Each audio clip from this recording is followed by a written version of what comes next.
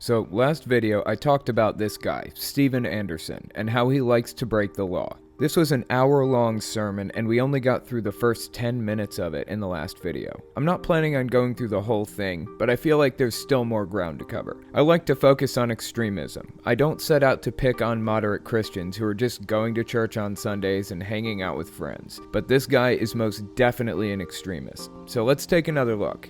Let's get into it.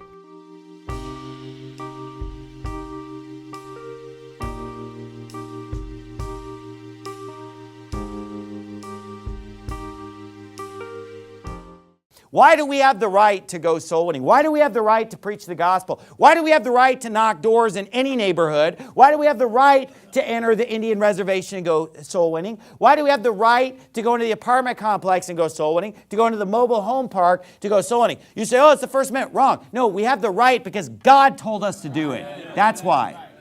Yeah, that's right, because the First Amendment doesn't say anything about allowing you to violate somebody else's constitutional rights. So actually, you don't have the right to go soul winning, as he calls it, on private property. You're lucky these other properties allow you to do it. They don't have to. Nobody has to allow you on their property to talk your nonsense. The only place in which speech is protected is on public property or on your own property. So if you're standing on a street corner with a megaphone like a crazy, then your freedom of speech is protected. If you show up at a Jewish guy's house and start spouting off all kinds of conspiracy theories about him or his heritage, he doesn't have to put up with it. He can kick your ass out, mandated by God or not. You aren't protected by freedom of speech on somebody else's property. And as it turns out, God can't protect you from serving jail time. So I'm hoping and assuming that's what's going to happen once the cops find out what you're setting out to do here. It'll serve as a lesson to other extremists. If you intend to break the law, or you instruct your congregation to break the law, then you'll be put in federal you in the prison. So look, forget the Constitution, forget the Supreme Court, forget what the law says. What does the Lord say? God commanded us to go preach the gospel to every creature. Now let me ask you this. In the book of Acts, when the authorities said, hey, you can't preach the gospel here. You can't teach in this name. You can't do this. What did the apostles say? Oh, thank you, sir. Thank you so much, officer. Is that what they said? They said we ought to obey God rather than men. Judge in yourselves. Should we obey you or should we obey God? That's what they said. And that's why they were persecuted. And that's why the Bible said, all that will live godly in Christ Jesus shall suffer persecution. Now look, it's so easy for our watered down, lame, lazy, sorry Baptist brethren to say, you guys are just provoking, by God. Why don't you just go soul winning somewhere else? We already did, you lazy jerk. Of course you don't understand because you go soul winning twice a month. Your church goes out soul winning twice a month, and all you do is leave a door hanger and then run away as fast as you can. You go doorbell ditching with your church. We go soul winning. Amen. This is fascinating to me. He's trying to inspire his congregation. He's trying to put a fire in their bellies. He's creating an us versus them attitude between them and people who he's depicting as less zealous than them. Did you guys notice he said less zealous ones go twice a month? As a Jehovah's Witness, you were expected to go once a week. Usually it would be on Saturdays, but they also had a service group who went on Sundays. The really zealous ones would go on Saturdays and Sundays. They'd have a group of people all show up at the Kingdom Hall at 9 a.m., and they'd split them up into car groups. Then they'd grab a territory map from the back, and they'd head out to the location. I don't know if you guys experienced this, but sometimes we'd play Bible games. So we'd be riding along in the car, and they'd pick a character, and you'd ask questions about the character to see if you could guess who it was. I know there's a secular version of the game, just not sure what it's called. Anyways, it was a fun game, and it kept us entertained when we were trudging along, wasting hours and everybody else's time knocking on doors. So yeah, it sounds like this guy is saying the other Baptists go twice a month, and that isn't enough. I assume that means they go at least once a week. But think about the kind of time commitment you have to sink into that. Usually they'd have a group of people who'd leave the Kingdom Hall and start counting time at 9 a.m., and they'd quit at noon. Some would take a break and continue on to 3 or 4 after the lunch break. Same with Sunday, although usually since the meeting ended at noon, they just go from like 12:30 to 3:30. Either way, you were kind of expected to get at least 10 hours a month in my Kingdom Hall. It varied from area to area, from elder body to elder body, and I don't think it was ever set in stone or announced by anybody. But they'd start asking questions if you didn't get at least 10 hours. And of course, auxiliary pioneers and special pioneers would get anywhere from 50 to 100 hours a month, so seriously dedicating some time to the endeavor. Okay, let's continue. They go there, they leave their little door hanger once a month for 45 minutes, and then I wonder why we didn't have these same problems that Faithful Word had. Because you didn't do any real soul winning, that's why. Because you know what? When I was doing real soul winning with Regency Baptist Church, we had these problems. When I was doing real soul winning at Faithful Word Baptist Church, we had these problems. Why? Because if you do enough soul winning, you're going to run into these rabid atheists who are triggered and they just want to call the police.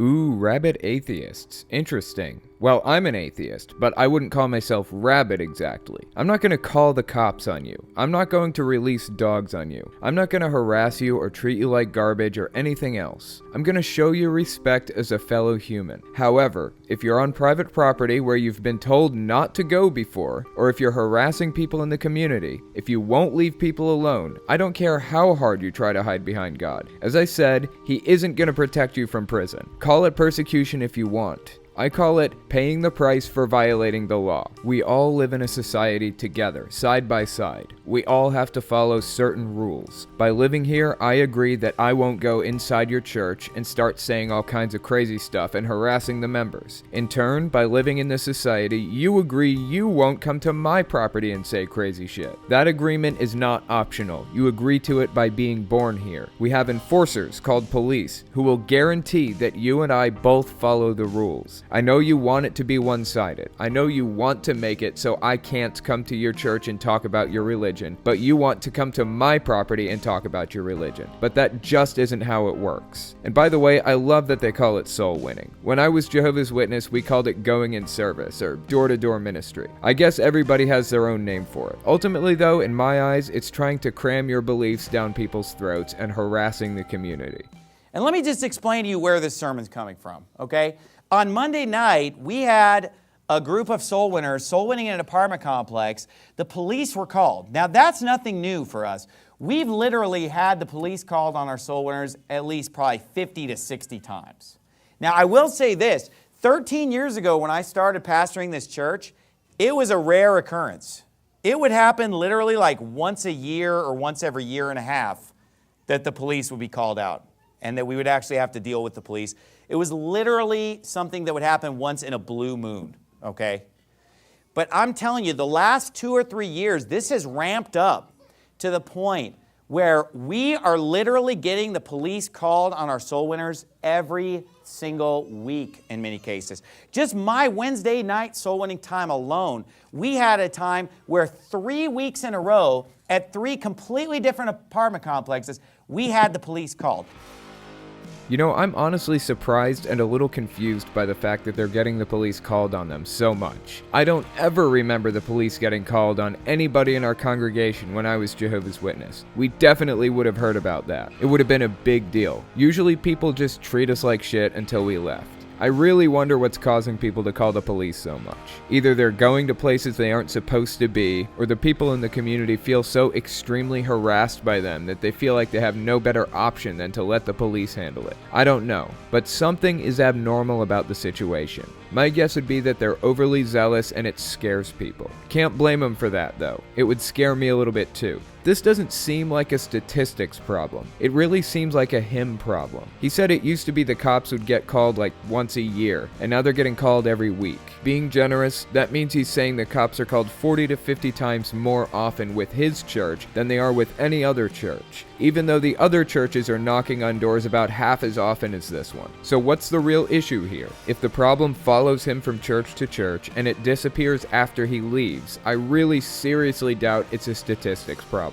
Well, he's about to give us his take on why they call the police. I'm not 100% sure I completely believe his explanation, but let's hear him out anyways. And you know why the police are called? It's not because we're being rude. We're not being rude. We're being friendly, we're courteous, we're nice. And if people don't want to hear the gospel, we don't want to talk to them anyway.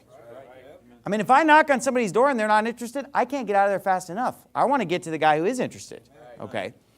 I'll tell you what happens, because I've seen it with my own eyes 20, 30 times. Okay?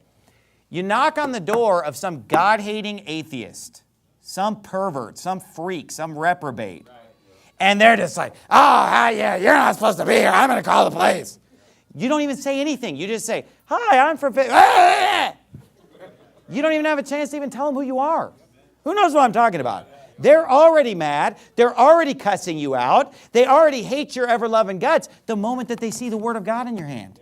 Because they don't hate you. They hate the Lord. They hate Christ. So they see you walk up to the door, you got the Bible in your hand, and they freak out. They're triggered because they're reminded that they're going to spend eternity in hell. And they hate Christ. They don't even want to retain God in their knowledge. They dead sure don't want somebody knocking on their door and reminding them that God exists. And so what happens is, you knock enough doors, it's going to happen.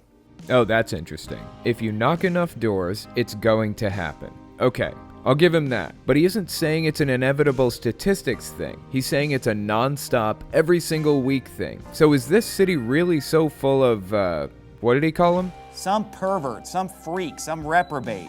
Right. Is this city really so full of atheists who are perverts, freaks, and reprobates by default that you run into one every single week? And if they call the cops and the cops actually do something like toss you off the property, that means you probably weren't supposed to be there in the first place. Once again, breaking the law and blaming some pervert, some freak, some reprobate for it. And for reference, I don't hate God. I don't notice God. There's a distinct difference. I don't see God's effect on the world. I don't believe he exists. I haven't seen God's effects that couldn't be explained in any other way. I'm not going to default to God as an explanation. I'm going to default to the more obvious explanation first, Occam's razor. But people like this have to make it all about themselves. They have to fit everything into their neat little worldview. There's no question in their mind that God exists. So the idea that somebody would disbelieve in God is completely outlandish. Too much to accept. If they heard themselves talking, they would be so embarrassed. I'm sure there are plenty of moderate Baptists watching this video right now who are embarrassed to be associated with this group. But honestly, there's such a vast difference between traditional moderate Baptist and people like this, or like the Westboro Baptist Church. It's a completely different group at this point. But that shouldn't stop you from critically examining your own views and beliefs. Anyways, that's all I've got for you. Don't forget to support me on Patreon, check out my podcast channel, and all my social media. All links are in the description, as always.